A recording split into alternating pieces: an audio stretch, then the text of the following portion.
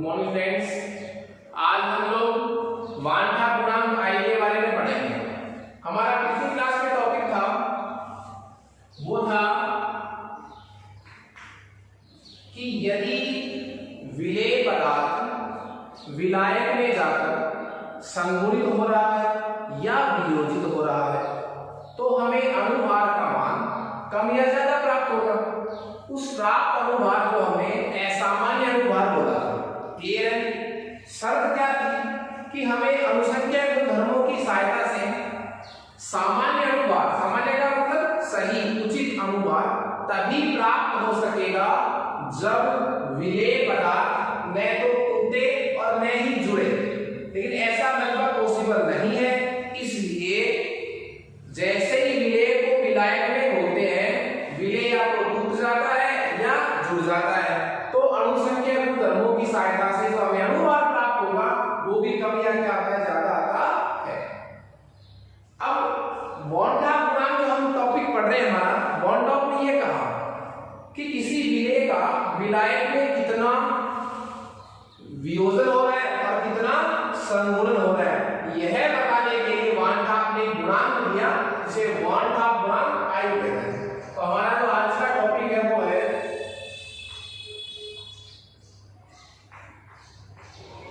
वांछा गुणांक।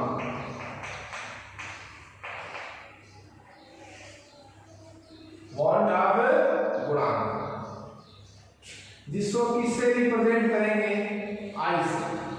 ओके, तो इसकी क्या डेफिनेशन आएगी? वांछा ने विलेय के संगुणन और वियोजन की मात्रा को व्यक्त करने के लिए एक गुणांक प्रतिपादित किया जिसे वांछा गुणांक I कहते हैं। I का जो फॉर्मूला है वो हमारे पास है I बराबर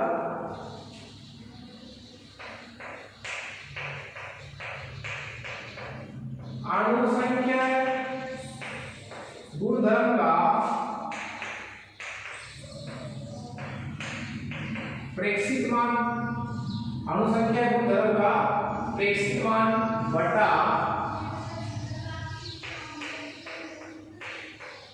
अणुसंख्या गुणधर्म का सैद्धांतिक मान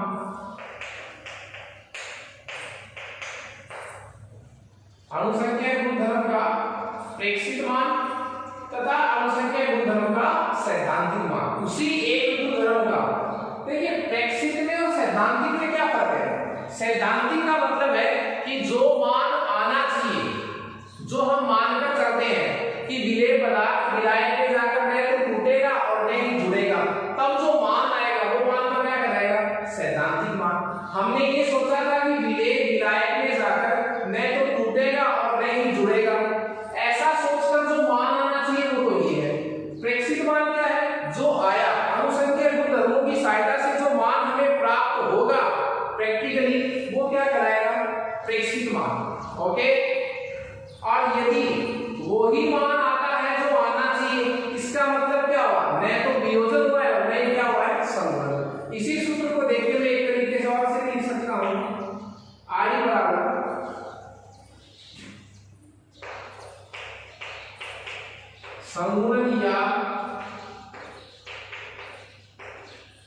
संघूर्ण या वियोजन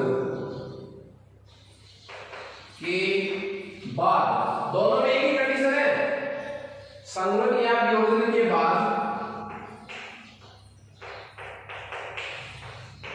अणुओं की संख्या बटा संघूर्ण या वियोजन से पहले अणुओं की संख्या, संघूर्ण या वियोजन के बाद अणुओं की संख्या और संघूर्ण या वियोजन से पहले अणुओं की संख्या। तो हम गुणधर्मों के मान के आधार पर भी I का फॉर्मूला लिख सकते हैं और अणुओं की संख्या के आधार पर भी। क्यों? क्योंकि अणुसंख्या गुणधर्मों का मान किस पर डिपेंड करता है? अणुओं की संख्या पर। देखिए वांछा ने हमें I क्यों दिया कि कोई विलेय पदार्थ विलायक में जाकर कितना जुड़ा है और कितना टूटा है ये बताने के लिए। तो यहां से मैं कैसे कह सकता हूं कि यदि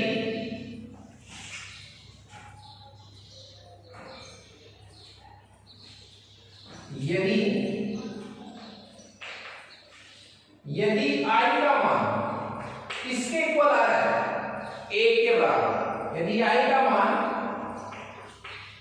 1 हो तो क्या होगा, सपोज कीजिए I का आंसर कितना आ रहा है 1 कब आएगा आंसर जब प्रेक्षित मान और सैद्धांतिक मान क्या होंगे बराबर। इसका मतलब क्या होगा कि विलेय पदार्थ विलायक में जाकर न तो टूटा है और न ही संघुलित हुआ है, तभी तो उतना ही मान आया जितना आना चाहिए। तो यदि I बराबर 1 आ रहा है इसका मतलब क्या हुआ कि विलेय पदार्थ का विलायक में विलेय पदार्थ का न तो क्या हुआ है संगुणन तथा और न ही क्या हुआ है वियोजन नहीं होगा। यदि I का मान 1 के बराबर आ रहा है तो विलेय का न तो संगुणन हो रहा है और न क्या हो रहा है वियोजन। परंतु यदि I का मान 1 से ज्यादा हो तो इसका मतलब क्या होगा, किसका मान I का मान 1 से क्या है अधिक। अब I का मान 1 से अधिक होने का मतलब क्या होगा, देखिए I का आंसर 1 से ज्यादा ना चाहिए।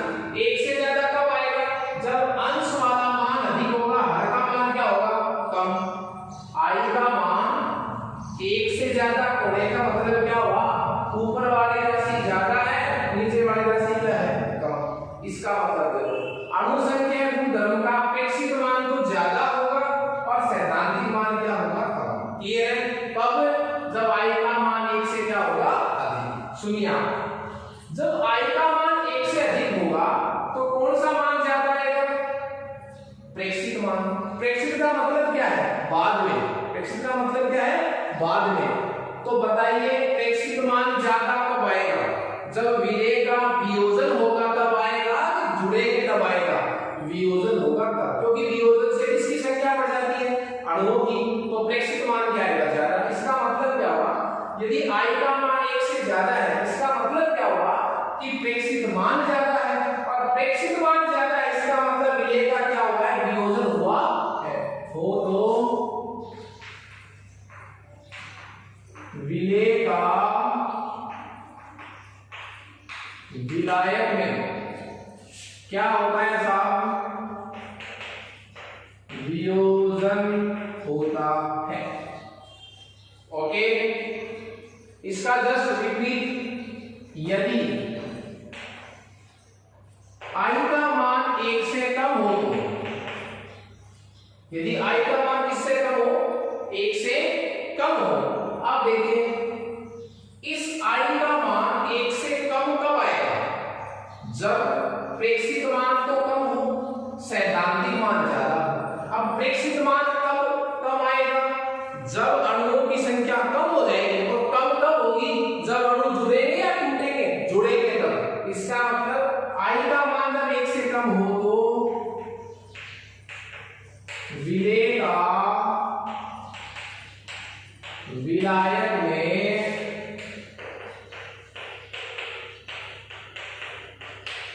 संगुणन होता है। ओके, मैं इस बात को वापस से रिवाइज कर रहा हूं। वॉल्टा गुणांक क्या है, विलेय के संगुणन तथा वियोजन की मात्रा को व्यक्त करने के लिए वॉन टॉप ने गुणांक दिया जिसे वॉल्टा गुणांक I कहते हैं। I का फॉर्मूला क्या है, अणुसंख्या गुणधर्म का अपेक्षित मान, मतलब बाद में जो मान आए कैलकुलेशन से, सूत्रों से, अणुसंख्या गुणधर्मों की सहायता से, वो मान क्या कहलाता है प्रेक्षित मान। सैद्धांतिक मान जो आना चाहिए इसको मैं इस तरह लिख सकता हूं। अब मैंने लिखा है कि यदि I का मान 1 के बराबर है, 1 के बराबर का मतलब क्या हुआ, जो मान आना चाहिए वही आ रहा है। वही आने का मतलब क्या हुआ, न तो विलेय टूटा है न विलेय जुड़ा है, तो न तो विलेय का संगुणन होता है न क्या होता है वियोजन होता है।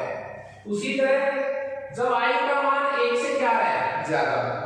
तो इसका उत्तर एक से ज्यादा कब आएगा? जब ऊपर वाला मान ज्यादा होगा। और ऊपर वाला मान ज्यादा कब होगा? जब प्रेक्षित मान ज्यादा होगा। प्रेक्षित का मतलब बाद में। तो बाद में मान ज्यादा है, इसका मतलब क्या हुआ? वियोजन हुआ है, अणुओं की संख्या बढ़ी है, तभी तो मान ज्यादा है ना। अणुओं की संख्या कैसे बढ़ेगी? वियोजन से बढ़ेगी। इसका मतलब कि I का मान 1 से ज्यादा है तो विलेय का विलायक में जाकर क्या हो रहा है? वियोजन हो रहा है। और इसका विपरीत I का मान यदि 1 से कम आ रहा है, इसका मतलब विलेय का विलायक में जाकर क्या हो रहा है? संगुणन हो रहा है। इसीलिए फिर सभी अनुसंख्या गुणधर्मों के जो हमने फॉर्मूले डिराइव किए थे, उनमें सभी को 1/2 गुणांक I को भी ऐड कर दिया गया। तो इसलिए अणु संख्या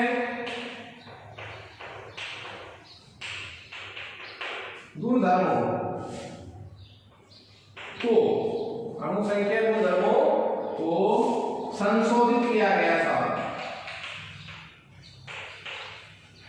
संशोधित किया गया सभी के सूत्रों में किसको जोड़ दिया? I को।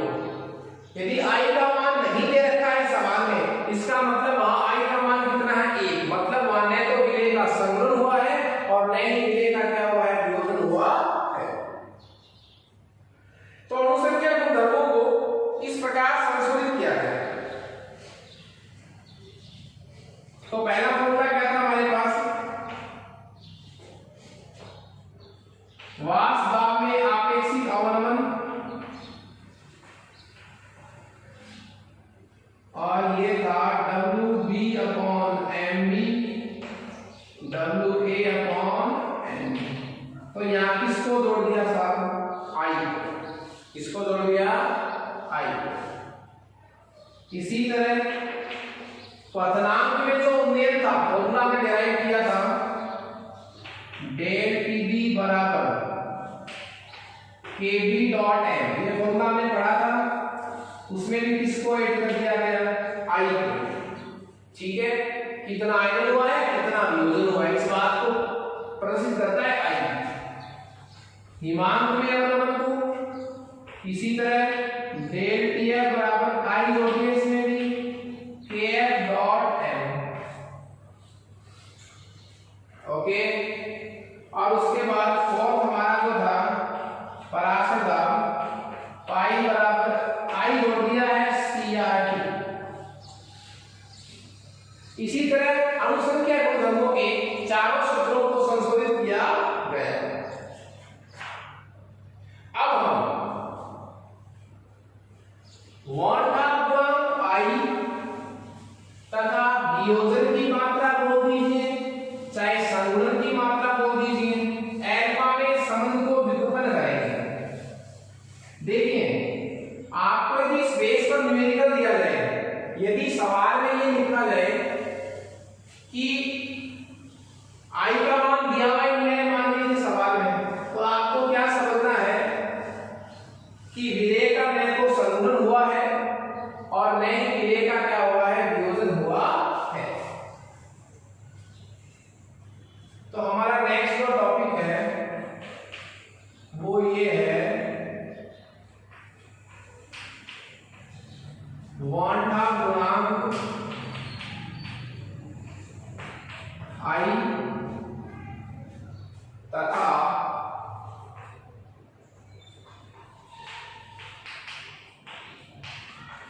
वियोजन की मात्रा अल्फा में संबंध। 1/2 गुणांक I तथा वियोजन की मात्रा अल्फा में संबंध। हम संगुणन की मात्रा अल्फा में बोलेंगे, तो अल्फा क्या है? जितना संगुणन हुआ है, और वियोजन की मात्रा को भी किससे बताएंगे? अल्फा से। तो 1/2 गुणांक I को एक बार वियोजन की मात्रा से रिलेटेड करेंगे और एक बार संगुणन की मात्रा से रिलेटेड करेंगे। देखिए, मुझे सबसे पहले क्या बताना है? वियोजन की मात्रा अल्फा में संबंध बताना है। तो मान लीजिए आपके पास माना 1 मोल विलेय कितना मोल लिया है मैंने? 1 मोल। माना 1 मोल विलेय। विलेय का नाम क्या है? Capital A. माना 1 मोल विलेय ए। विलेय का नाम क्या है? Capital A. विलेय ए के। तो विलेय का नाम तो ए है। के कितने मोल, कितने अणु? विलेय ए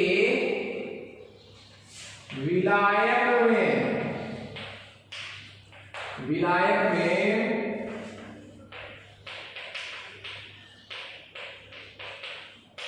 वियोजित होकर, माना 1 मोल विलेय, कितने मोल लिया मैंने विलेय को? 1। उसका नाम क्या है? ए।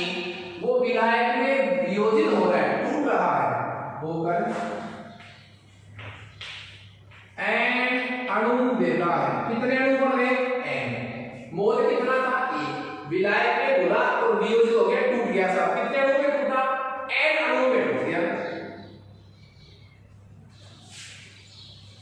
यदि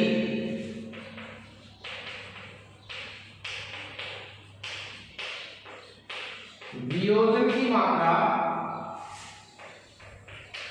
अल्फा हो तो, यदि वियोजन की मात्रा क्या हो? अल्फा हो। वियोजन की मात्रा क्या हो? अल्फा हो तो। अब देखिए आप, हम वियोजन से पहले के मोल निकालेंगे, वियोजन के बाद के मोल निकालेंगे। तो समीकरण क्या लिखेंगे?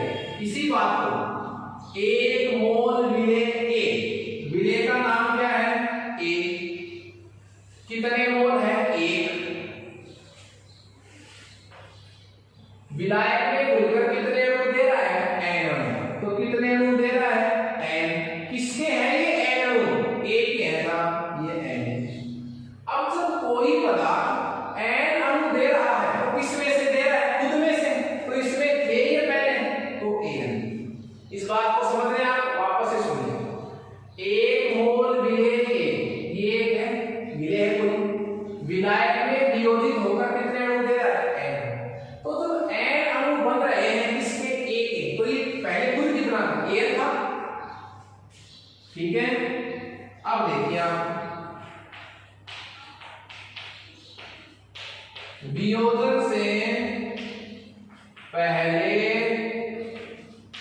विलेय के मोल, वियोजन से पहले निकालेंगे, वियोजन के बाद निकालेंगे।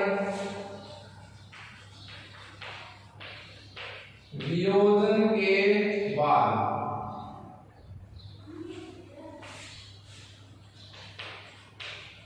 विलेय के मोल, वियोजन से पहले विलेय के मोल तथा वियोजन के बाद विलेय के मोल। तो देखिए, वियोजन से पहले विलेय के मोल कितने थे? 1।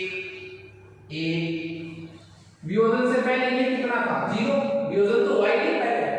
वियोजन के बाद विलेय के मोल, अब देखो कुल मोल कितना था? 1। कितना टूट गया? यदि वियोजन की मात्रा अल्फा हो तो कितना बच गया वियोजन के बाद? 1 माइनस अल्फा। ये कितना बना? कुल कितनी मात्रा है? अल्फा। तो अणु कितने थे? n। और वियोजन की मात्रा कितनी है? अल्फा। तो कुल वियोजन कितना हो गया? n alpha. मतलब n को अल्फा से क्या करेंगे? गुणा। गुणा क्यों कर रहे हैं क्या? क्योंकि अल्फा जो है वो किसकी मात्रा है? वियोजन की। अल्फा वियोजन की मात्रा है। वियोजन में अणुओं की संख्या बढ़ती है, इसलिए मैंने अल्फा को n से गुणा कर दिया। यदि संगुणन होगा, अणु जुड़ेंगे, कम होंगे, तो हमें उसी n का इस अल्फा में क्या लगा दूंगा? भाग। बस इतना सा चेंज रहेगा। तो देखिए, इसके बाद आई का सूत्र लगा लें। आई बराबर पहले के मोल निकालेंगे,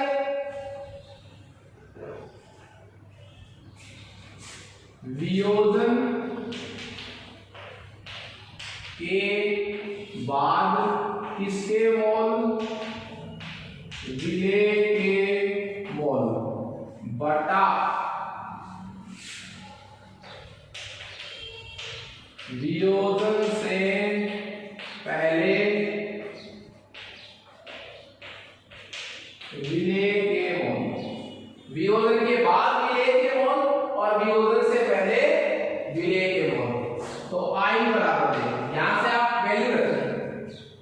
वियोजन से वियोजन के बाद कौन से साहब ये वाले हैं, तो 1 plus 1 minus alpha plus n alpha बटा वियोजन से पहले कौन से साहब ये 1 प्लस 0, तो 1 0 को लिखने की जरूरत है,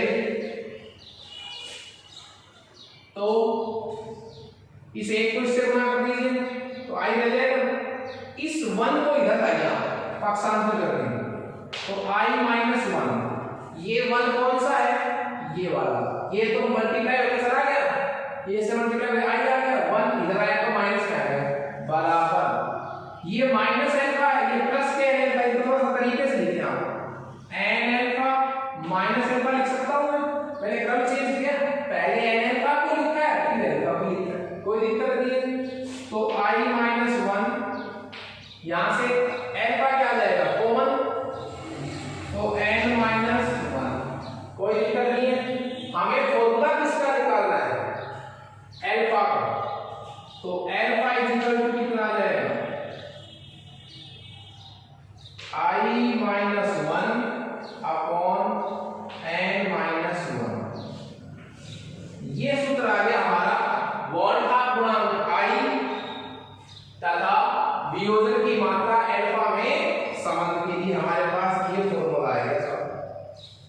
क्या कुछ नहीं है, हम पहले किसके लिए पढ़ रहे हैं वियोजन के लिए, तो एक मोल विलेय का टूटकर n अणु दे रहा है, तो एल्फा को n से गुणा कर दिया, सूत्र यही लगेगा, वियोजन के बाद विलेय के कुल मोल में वियोजन से पहले विलेय के मोलों का भाग देना है, सिंपल में हमने लगा रखी, इसका जस्ट अपोजिट देखिए आप, अपोजिट में क्या होगा, इसमें तो देखिए वियोजन है, वियोजन की मात्रा को मैंने किससे बताया एल्फा से बोला है, यदि मैं संगुणन की मात्रा बोलूंगा तो भी मैं क्या बोलूंगा एल्फा ही बोलूंगा, तो मुझे चेंज करना है कि गुणांक i तथा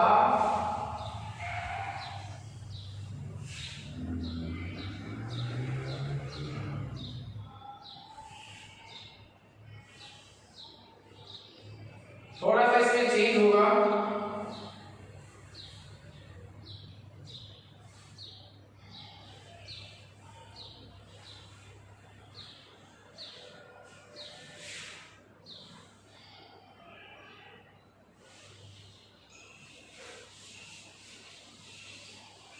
देखिए चेंज क्या है, क्वांटम गुणांक i तथा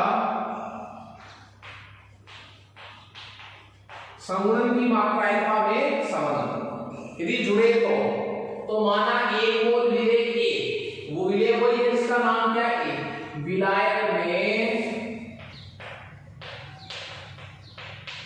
संगुणित होकर विलायक में, अब देखिए आप इस बार विलेय क्या हो रहा है, विलेय क्या हो रहा है संगुणित हो रहा है होकर एक अणु बनाता है, यदि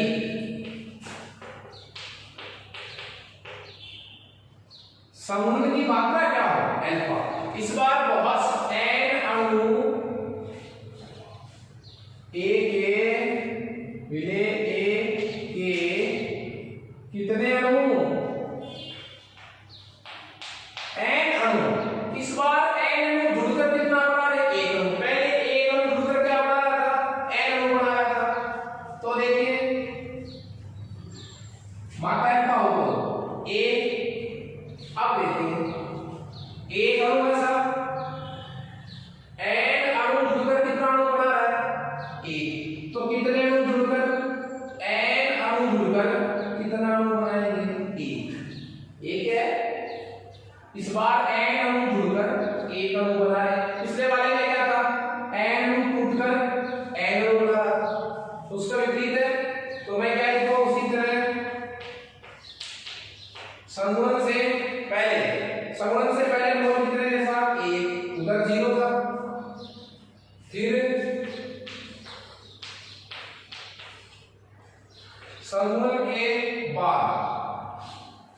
के बाद क्या हो रहा है, संगुणन कितना हो रहा है एल्फा, कुल कितने मोल थे 1, तो संगुणन के बाद कितने बच गए 1 माइनस एल्फा, यहां देखिए आप लोग, अब अणु जुड़ रहे हैं तो n का क्या लगेगा, भाग अल्फा अपॉन n। क्यों, अणुओं का क्या हो रहा है, जुड़ रहा है, n अणु संगुणित हो रहे हैं, क्योंकि अल्फा किसकी मात्रा है, संगुणित की, वहां किसकी मात्रा थी, वियोजन की, तो हमने क्या किया था, इसको क्या कर दिया था, गुणा कर दिया था।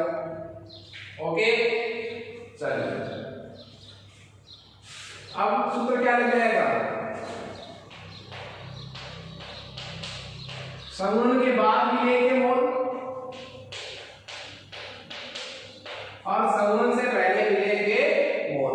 आपको सिर्फ ये आंसर रखना है, संगुणन के बाद देखिए, संगुणन के बाद क्या है, 1 minus alpha plus alpha upon n बटा 1 प्लस 0 1 प्लस 0, तो सीधा क्या रहेगा 1 क्यों लिखा है, 1 प्लस 0 0 को लिखा नहीं, आई को इससे गुणा कर दीजिए, ठीक है, इसका लघुगम लीजिए आप, आई बराबर 1 को इससे गुणा कर दिया 1 minus alpha plus alpha upon n, लघुगम लीजिए साहब, लघुगम क्या आया n, अब 1 का इसे भाग दीजिए n वर्ग, तो n अल्फा,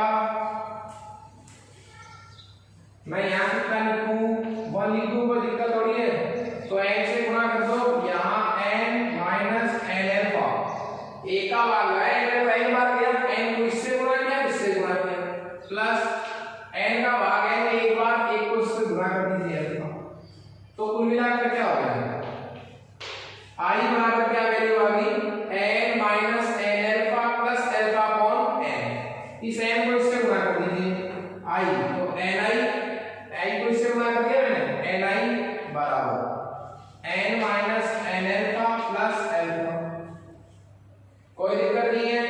अब आपको करना कुछ नहीं है, सिंपल मैथमेटिक आपको गणित इसमें लगानी है, तो इसके लिए आप क्या करेंगे बताइए, आपको सिर्फ पक्षांतर करना है, क्या करना है, पक्षांतर, इस n को इधर ले आएगा, ni माइनस n, इस प्लस वाले n को इधर ले आएगा, बराबर प्लस अल्फा को पहले लिख दो, फिर माइनस अल्फा को लिख दो n अल्फा,